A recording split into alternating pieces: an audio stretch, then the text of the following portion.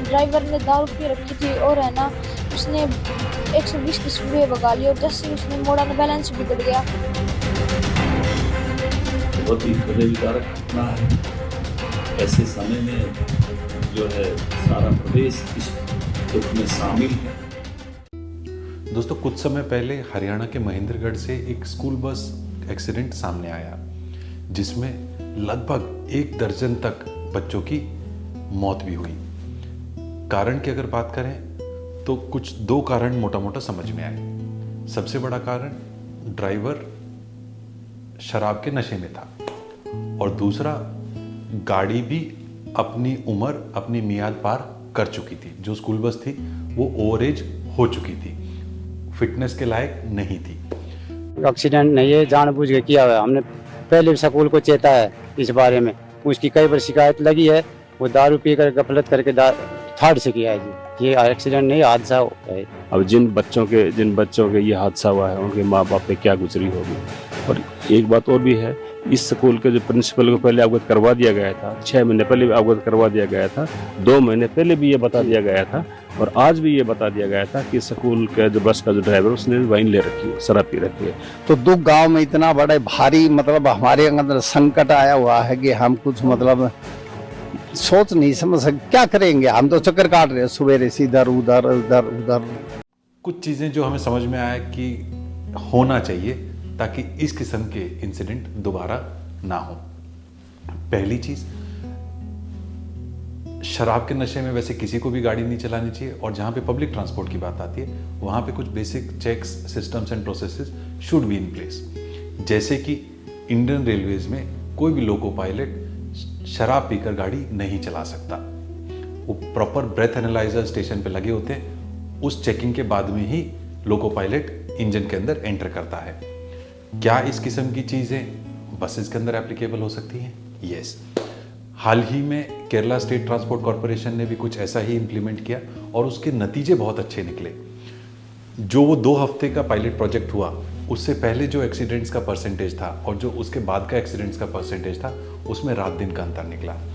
तो जहाँ पे बड़ी फ्लीट्स हैं, जहाँ पे पैसेंजर ट्रांसपोर्टेशन है, वहाँ पे इस टाइप के टेक्नोलॉजी वाले इंस्ट्रूमेंट्स को ज़रूर लगाना चाहिए ताकि इस किस्म के इंसिडेंट्स दोबारा ना हो। वैसे सुनने में तो आ रहा है कि लगभग 20 स्कूल के बच्चों की मौत हुई, लेकिन कभी 10 सुनने में आता है, कभी 12 सुनने में आता है, लेकिन मोटा मोटा कहें कि लगभग 1 दर्जन बच्चों को जान से हाथ धोना पड़ा for no fault of theirs. तो पहला, शराब का नशा। दूसरा, ये जो बस थी, ये जब नशे में ड्राइवर ने गाड़ी को एकदम से पलटा, पेड़ से टकराई, इसकी छत भी अंदर की तरफ पूरी दब गई, बच्चे बाहर की तरफ गिर गए। गाड़ी की फिटनेस बहुत ज़रूरी होती है and when it comes to school buses, safety is foremost. Bus over age हो चुकी थी। इस एरिया में जो एनसीआर का एरिया है, यहाँ पे 10 साल से ज़्यादा डीजल व्हीकल्स की वैलिडिटी नहीं होती, लेकिन ये जो बस 10 साल से कहीं ज़्यादा पुरानी हो चुकी थी, ये कैसे चल रही थी?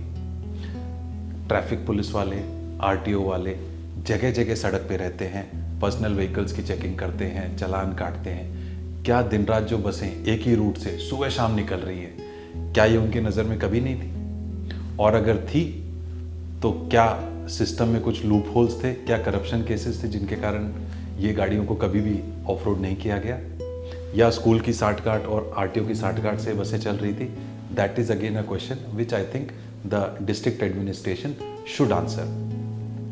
जब पर्सनल व्हीकल्स के चालान कट सकते हैं, जो आदमी कभी कभी एक रूट से निकलता है उसके चालान कट सकते हैं, तो जो बस सुबह और दोपहर दोनों टाइम एक रूट से गुजर रही है और जिसकी हालत चलने लायक नहीं है, अगर वो बस चल रही है तो क्या इसमें प्रशासन की मिलीभगत नहीं हो सकती?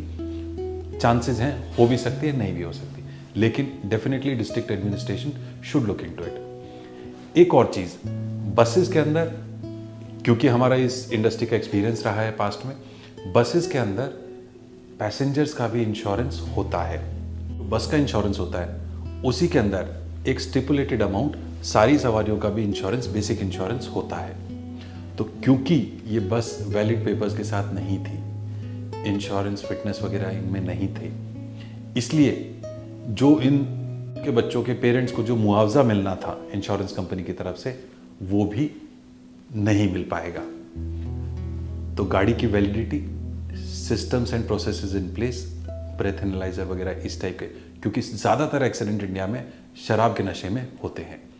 और तीसरी चीज़, सारे डॉक्यूमेंट्स कंप्लीट रहें, आरटीओ इसमें स्ट्रिक्ट रहे, ट्रैफिक पुलिस इसमें स्ट्रिक्ट रहे, तो ये सिचुएशन ज़रूर बदली जा सकती है।